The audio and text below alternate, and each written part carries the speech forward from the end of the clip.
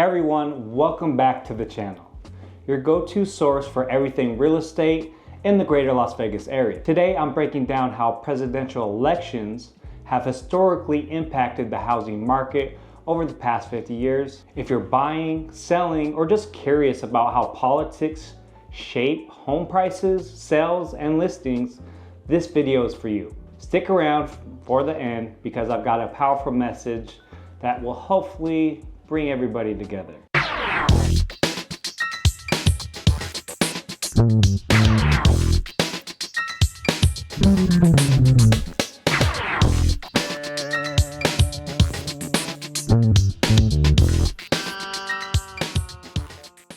All right, let's rewind a bit and look at how the housing market reacts during election cycles. The market is cyclical. It goes through a lot of ups and downs based on who's running for office, what policies are being proposed, and even global events like war, which can add a layer of uncertainty. Let's start with the 1972 election during Nixon's time. We saw steady growth in home prices around 4 to 6% annually, but inflation was beginning to show due to the Vietnam War and rising federal spending.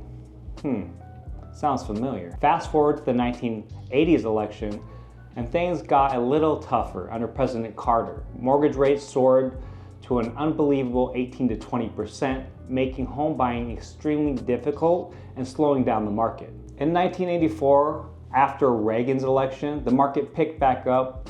Lower interest rates and economic recovery helped home prices rise to about 6 to 8%.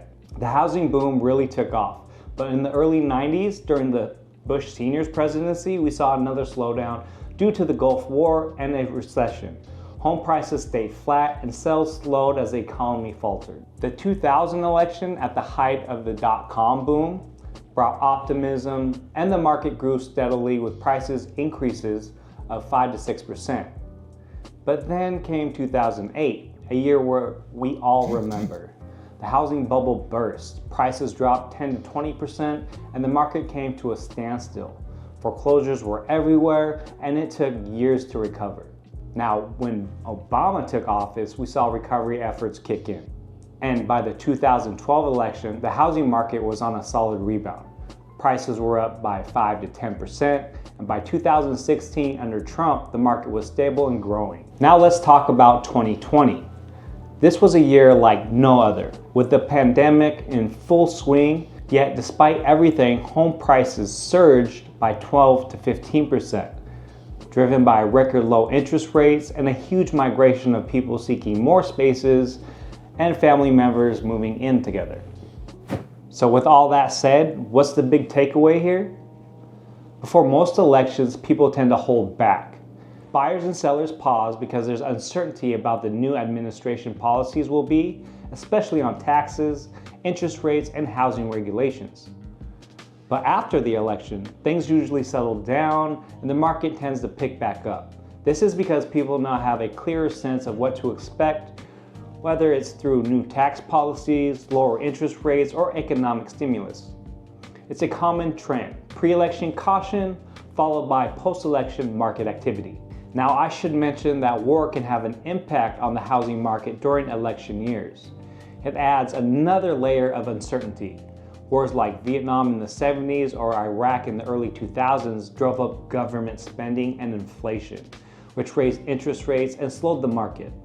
But today we're focusing mainly on how elections themselves drive the shifts. Here's a pattern you can expect that holds true for any election year: pre-election caution. Buyers hold off on purchasing, sellers hesitate to list, and the market slows down because no one knows what's coming next.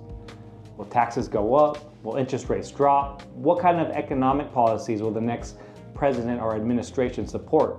These are all big questions that nobody really has an answer for because nobody knows who's going to win the election. Now, after the election, once a clear direction is set, things pick up again. In the case of the 2020 election, we had a unique situation with the pandemic, but the election still played a role. Buyers rushed to lock in record low interest rates, and the market surged after November. This is a common trend we see where post-election recovery or growth kicks in once the dust settles. And now I want to leave you with something important. No matter what side of the aisle you're on, We're all Americans. Elections can be divisive, but instead of heated arguments filled with hate and malice, let's have a curious and problem-solving conversations. Let's try to understand why we have different viewpoints and work towards the common ground. Why? Because it feels like politicians and the government often try to polarize and divide us. The more divided we are, the weaker we become as a people, and the more control they have. But when we come together, when we unite, we are unstoppable. Whether you're voting left, right, or somewhere in between, if we truly want to see change in our country, we need to come together and work towards solutions that benefit everyone. Now, I'm going to get real for a second. When disaster strikes and things get tough, it's not going to be the politicians or the government that shows up first to save the day. As much as we'd like to believe otherwise, the government track record speaks for itself. When shit really hits the fan, it's going to be your neighbors, your family, your community, the people around you who will step up and make a difference when it really matters. That's going to be the same person, or maybe the same people that you don't like because of their political views. But I promise you, they will step up. No matter what your political views are, what religion you follow, or the color of your skin, one thing I know that makes me proud of this country is this. In times of dire need, we come together. But here's the thing. I hope we can one day come together like this, even when there isn't a disaster happening. Imagine what we could accomplish as a country if we supported each other like that every single day. So let's take that sense of unity and pride we feel in the worst of times, and let's bring it into our everyday lives. We're stronger together when we show up for each other. That's when the real difference is made. Thanks for watching. If you found this video insightful, hit that like button, subscribe, and tap that notification bell so you don't miss out on future content. Let me know your thoughts in the comments below, and let's keep this conversation going. And as always, stay curious, keep exploring, and I hope to see everybody on the next one.